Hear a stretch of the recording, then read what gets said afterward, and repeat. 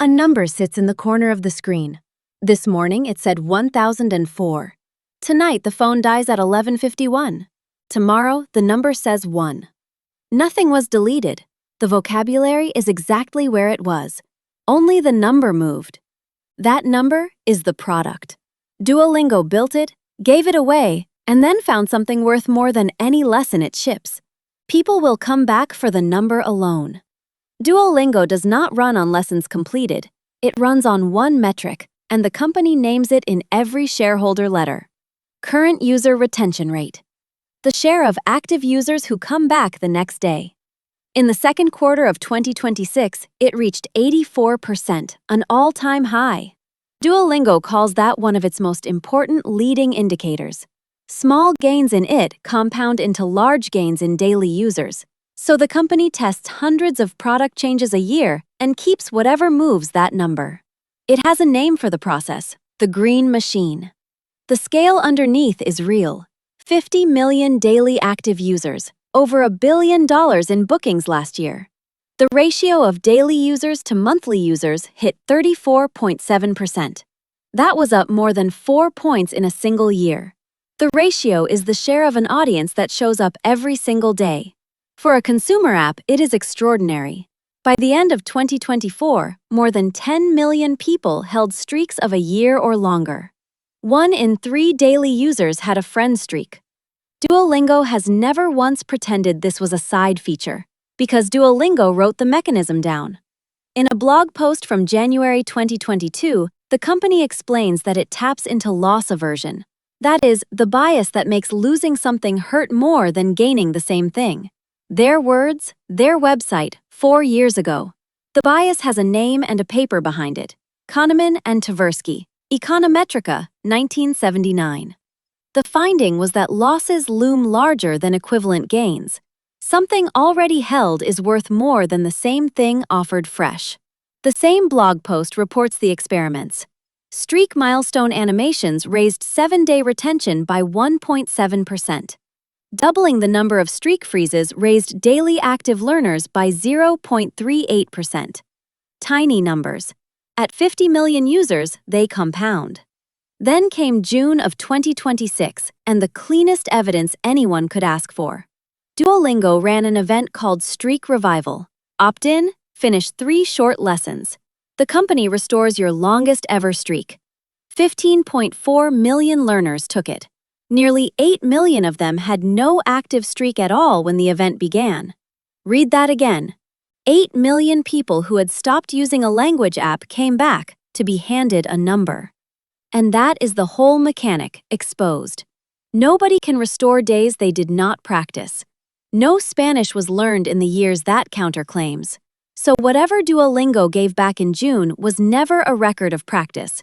It was an asset. And the company can mint it whenever growth is slow. The mechanic travels.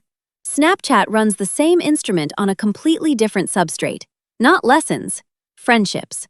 Snap's own support pages describe it precisely. Snap back and forth once a day, every day, and a flame appears. The number beside the flame counts the days. Miss one and it is gone. An hourglass appears first as a warning. A streak on Snapchat belongs to 2 people at once. Quitting is therefore something done to a friend. That is a heavier hostage than a Spanish tree. Snapchat serves 483 million people every day. And when a streak dies there, Snap will restore it too. Their documentation answers the question directly. Yes, but for a limited time only. 2 companies, 2 industries, 1 identical admission. In October 2019, Robinhood put a waiting list in front of a new cash management product.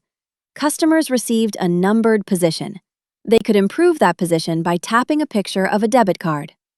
The Massachusetts Securities Division described the design in an administrative complaint filed that December. Customers could tap up to 1,000 times a day.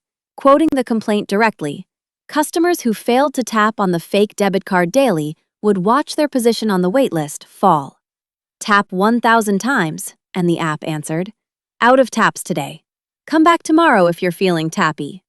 There was confetti, too. The complaint notes it rained down the screen every time a customer made a trade. No lessons, no friendships. A card that was not a card, and a queue that moved only for people who showed up. Strip away the language, and the machinery is a streak. The division alleged those techniques raised revenue by driving more frequent trading. It counted at least 241 customers with no investment experience at all. Each averaged 5 or more trades a day. One of them placed 12,748 trades in 10 months, about 92 a day. The complaint's charge was not incompetence. Robinhood had built something engaging, deliberately, and pointed it at customers who had never traded before. Robinhood ended the practices in 2021. The matter closed in January 2024, with a $7.5 million consent order. That order also covered a separate data security issue. No court ever ruled on the allegation. It settled. Duolingo's streak and Robinhood's waitlist are the same instrument. What separates them is the room it was pointed at. Now, the strongest case against everything I have just argued. It comes from Duolingo. A company hiding a trap does not publish the trap. Duolingo named loss aversion on its own domain and left the post up for 4 years. It gives the streak freeze away rather than charging for the privilege of not losing. And there is the growth record. For 3 straight years, Duolingo did not post a single quarter with daily user growth below 40%. That run began in the middle of 2022, not one quarter. Then it slowed. In February 2026, the chief executive told shareholders something genuinely unusual. Part of the reason growth had slowed, he wrote, was friction the company itself had added to push subscriptions.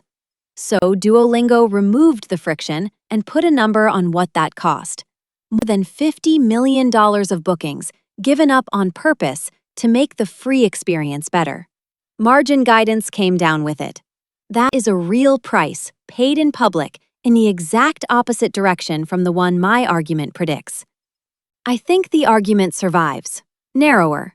The friction Duolingo surrendered was the paywall, advertising load, subscription upsells. The streak was never on that list. In the same year it wrote off $50 million, Duolingo handed 15 million people their number back. Then it named the streaks among the reasons growth reaccelerated, which leaves a rule, portable to anything with a counter in the corner. A number that only rises while you comply is not a record of your progress. It is collateral. The test takes one question. Ask what it is worth the day you stop. If the skill stays and only the number goes, then the number was never measuring the skill. It was measuring attendance, and somebody else was holding the ledger. Next time, the swipe. How one gesture, built to make choosing feel effortless, quietly changed what millions of people were choosing for. Subscribe, and it will find you.